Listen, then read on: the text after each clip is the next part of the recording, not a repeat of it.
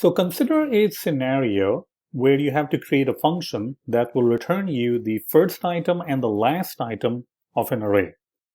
How would you implement that function?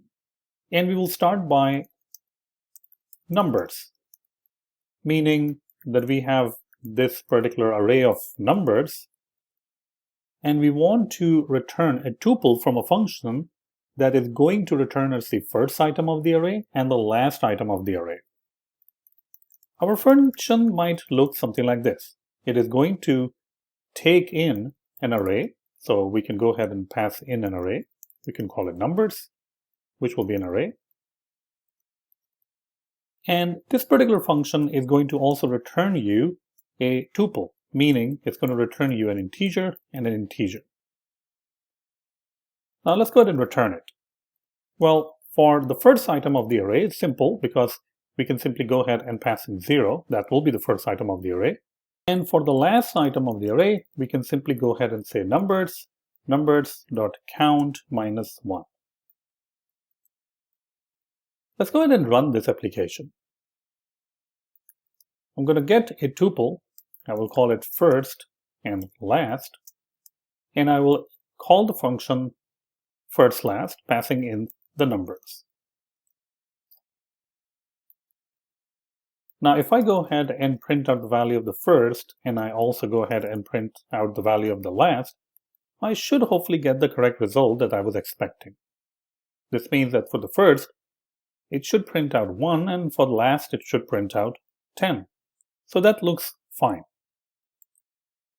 But now our new requirement is to work on a names array which contains the names as strings.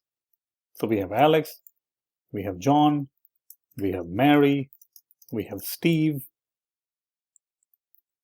I can't really use a first last function because the first last function takes in numbers. So if I want to perform the same exact operation on the names array, which is string, I have to create a separate function to accommodate that.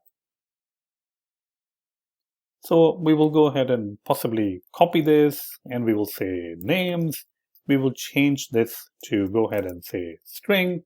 We will also change this to string value, and we will change this to string value, and we will start using names array everywhere. The only difference between the first last for the integer and the first last of the string is just the data type.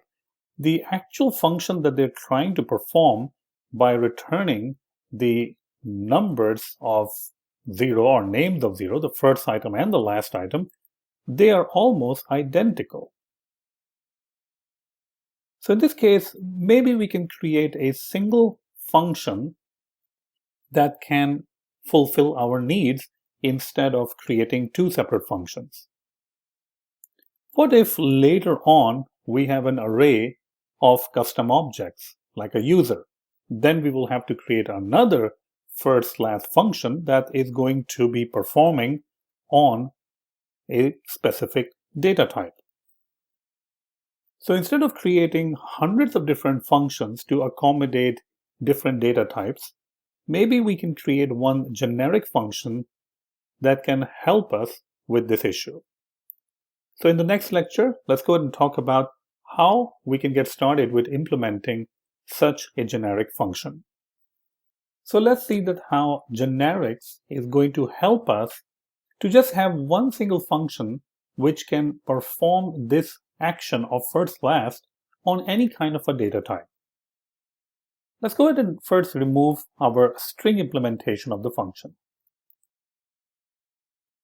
Now what we want to do is we want to make sure that we are updating our first last function so that it can be worked on every single type.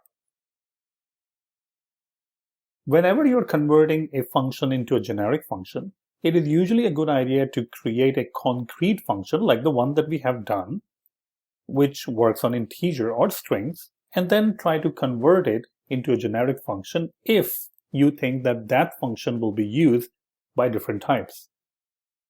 So let's go ahead and update it. The first thing we're going to do is we're going to be telling that this function is a generic function. The type T basically represents that it can be of any type.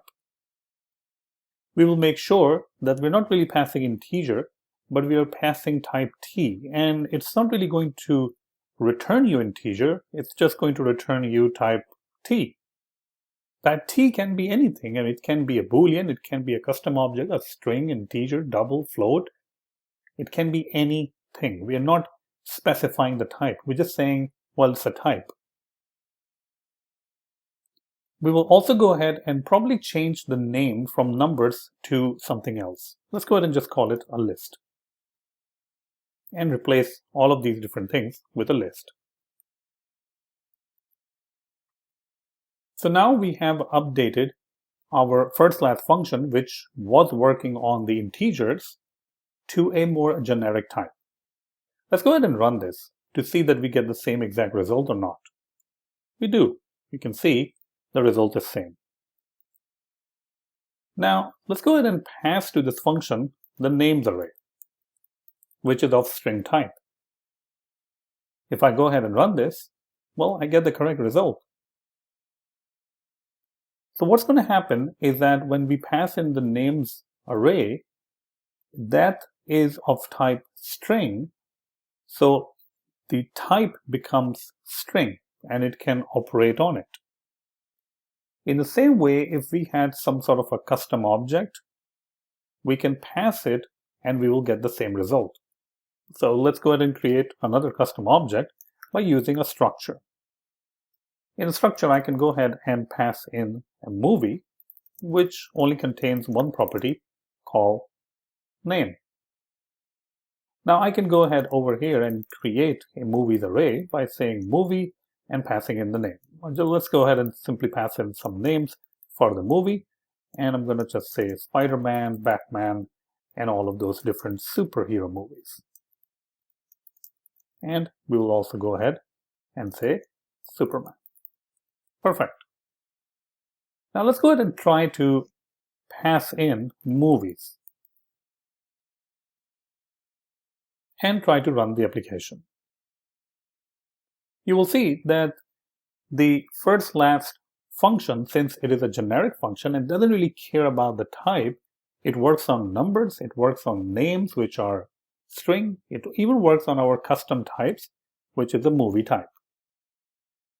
So in this scenario, a generic is a good choice because we want to perform the first and last action, or we want to call first and last on any type of an array, no matter what that array contains. And that is exactly what we have done. Now, in the future, we'll be learning more about generics, constraints, and hashable, equatable. So let's go ahead and continue.